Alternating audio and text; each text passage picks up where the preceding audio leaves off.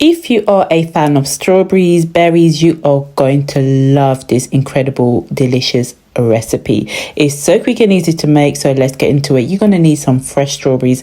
They are readily available in the UK at the moment. I've got my chia seed and I've got some raspberries and I've got some granola, almond, raisin granola, or you can use any type of granola. It's entirely up to you. And I do have some fresh mint leaves, but we're just going to sprinkle that on top. All you need to do is make sure that you wash, clean your strawberries very well, okay? Clean and wash all your fruits, guys, okay? Always make sure that hygiene is the number one thing on your agenda when you're doing anything, okay?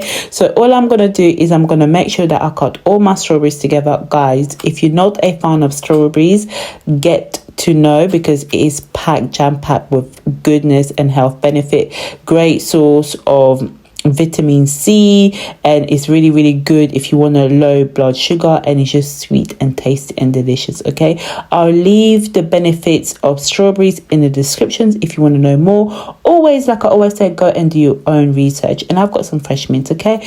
Guys, if you are new to the channel and you haven't subscribed, I don't know what you're waiting for, okay? Do me a massive favor, make sure that you subscribe if you want to see more content like this, or just anything else I do on this channel. If you are returning, I love and appreciate your support. This is perfect for any occasion, or you can even, you know, have this for breakfast, lunch, or if you want to eat a light snack in the evening, because the granola, you know, is filling, and you've got the chia seed. You know, if you're looking for calcium, you don't need milk, okay?